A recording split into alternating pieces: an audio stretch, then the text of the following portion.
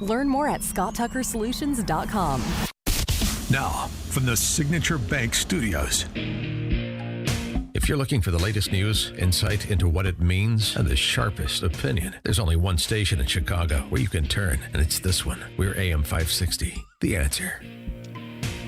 Top of the morning, Dan and Amy. So after Obama got done rapping in Detroit. You were so impressed.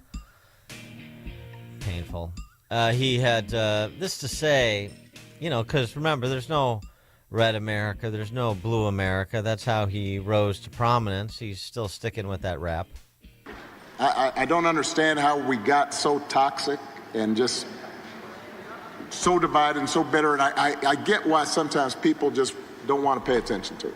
And we all have friends like that. We have family members who just like, it's all a circus out there. I get that. Yeah, he gets it. I get that. Just like Kamala gets all sorts of things that she doesn't seem to get. He doesn't seem to get that he was the guy that, just to refresh everybody's recollection, that suggested that people in places like Pennsylvania were clinging to their religion and guns and anti-immigrant sentiment. They were backwards. And Barack Obama was there to move the country forward, to turn the page in 2008, if you will. How'd that go? For more on this and where things stand in places like Pennsylvania, we're pleased to be joined by Pittsburgh resident, I think she's still in Pittsburgh, and a national political reporter and author of The Great Revolt Inside the Populist Coalition, Reshaping American Politics. You can get all of her writings at selenazito.com because that's her name, Salena Zito. Salena, thanks for joining us again. Appreciate it. Thanks so much for having me. So where do things stand in Pennsylvania and anywhere else you've been traveling? Because I know you move around. The early voting totals, the last week of registration totals in Pennsylvania, but the early voting totals in battleground states, certainly a significant improvement for Republicans as compared to this time 4 years ago. Yeah, absolutely. And I believe that President Trump is going to early vote himself. So, there is a marked difference in attitudes towards early voting. And, it's important because the system has changed. You might not like the system, but this is the system that you have, and you have to operate within it to be successful.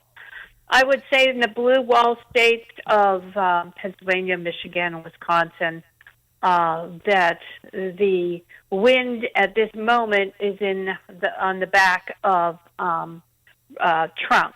He at this moment has momentum. And since you brought Obama up, I just think it's important to point out this sort of anti-Catholic or anti-faith thing that has emerged within the talking points of the Democrat Party when he was making fun of people who have Ave Maria on their playlist. We have better playlists than Ave Maria. And I just don't understand that kind of swipe because it just erodes people of faith away from the Democrat Party in a way that I don't think they quite understand. Well, sort of like the moment at that rally in Wisconsin where those two UW lacrosse students shouted out "Christ is King," and "Lord is our Savior," or something to that effect, and Kamala's response was, "You're at the wrong rally." Well, there's that. It was her snub of the Al Smith dinner. Now, people might say, Catholics don't pay attention to that. That's not true.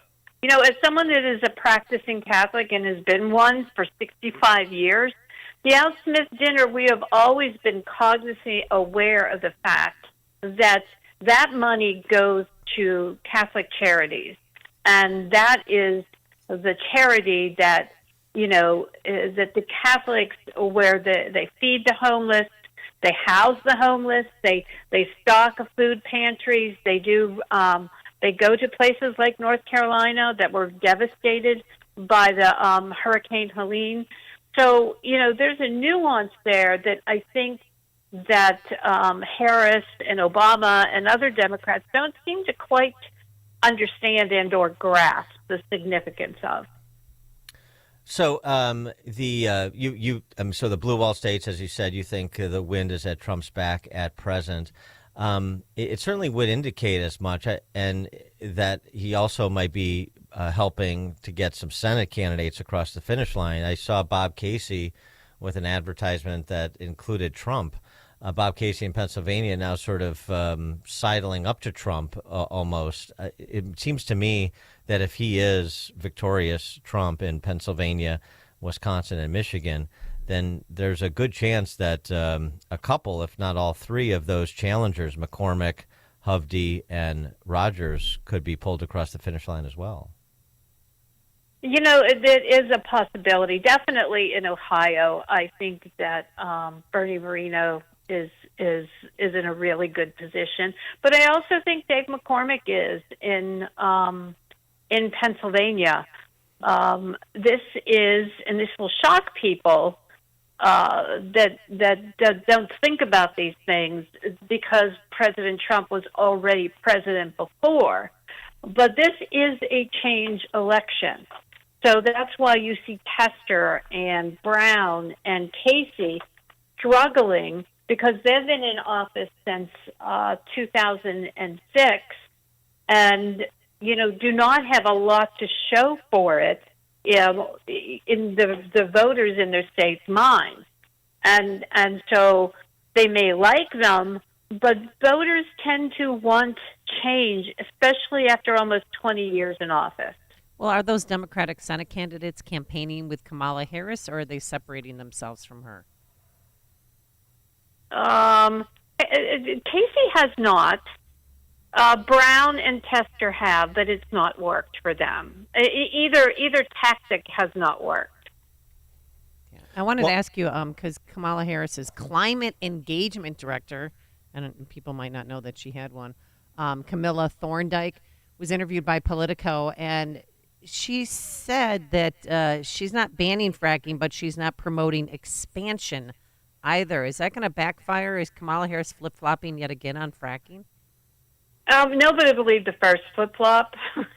So, she's making John Kerry look like he held the same position for his entire life. And it's just, there's an inauthenticity to her delivery of this, to the delivery that she now supports fracking, because her administration has banned the exports of LNGs, liquid natural gas.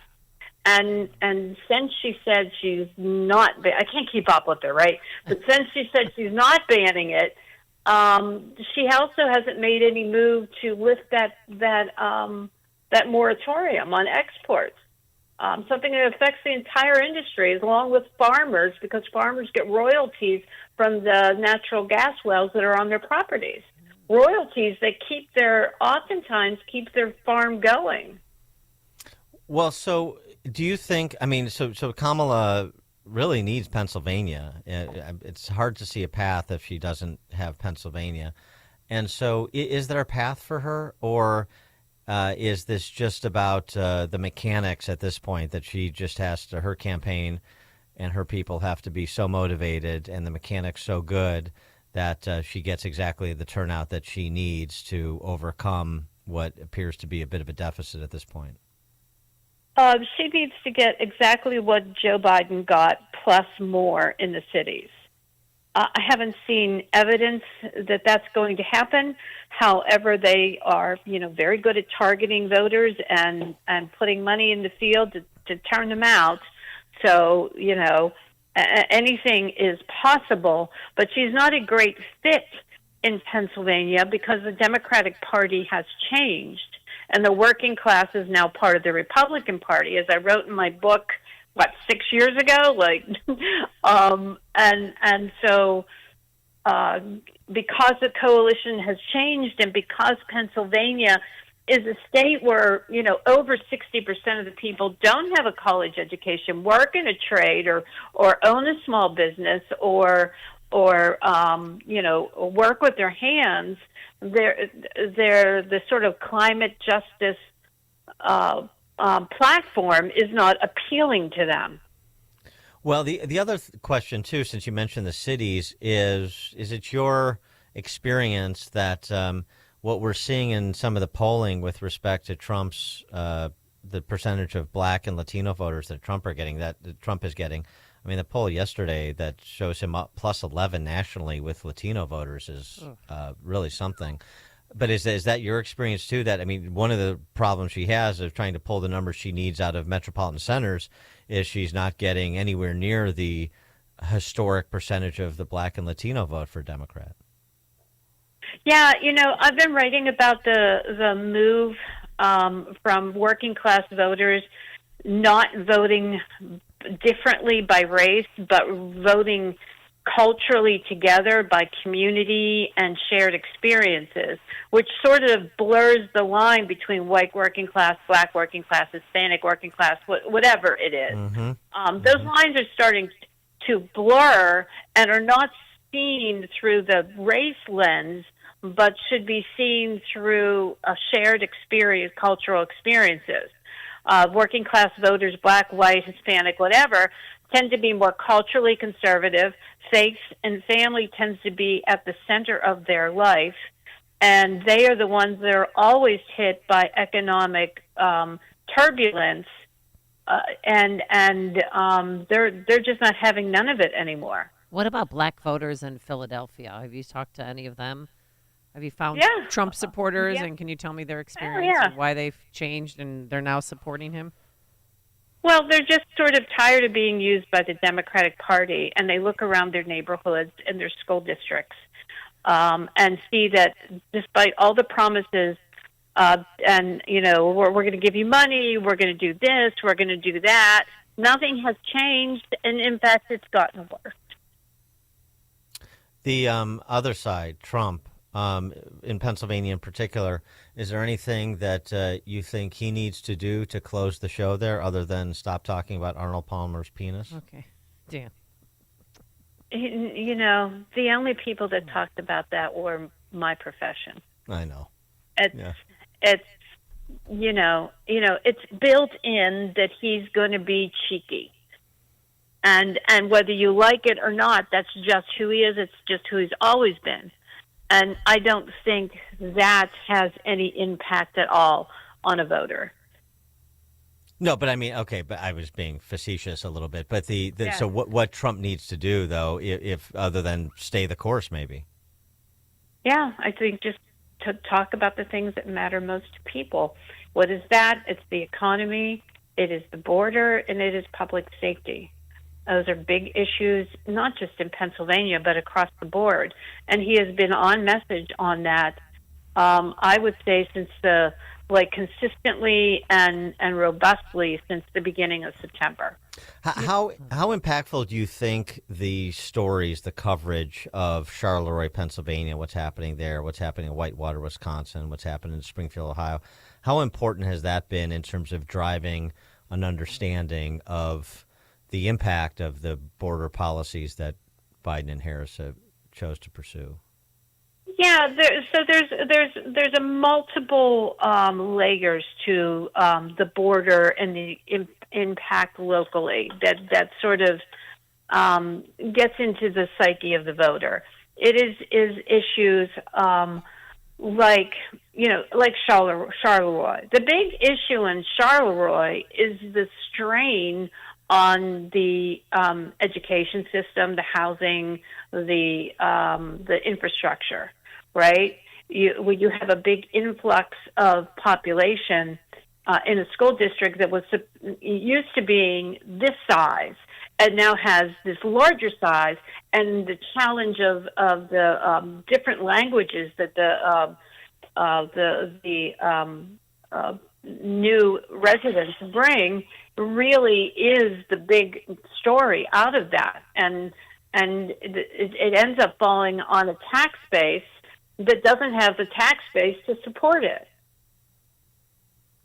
Salena Zito, national political reporter, author of The Great Revolt Inside the Populist Coalition, Reshaping American Politics. You can always check out her reporting at selenazito.com. Salena, thank you as always. Appreciate it. Thanks so much. Have a great day. Thanks, you too. And she joined us on our turnkey.pro answer line. It's what Chicago is talking about. It's Chicago's Morning Answer with Dan and Amy on AM 560.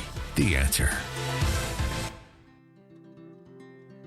Balance of Nature's fruits and veggies supplements, changing the world one life at a time. It's really quite extraordinary. And I'm 68 years old, and I've always been very, very active. My weight is a very good weight. I take care of my home all by myself. I have an acre of land. I'm so sold on this product, I can't tell you. We love the Balance of Nature. Has been amazing. I keep seeing the ad for it, and I'm like, you know what? It wouldn't hurt to have more fiber. I don't know. We just feel better. Start your journey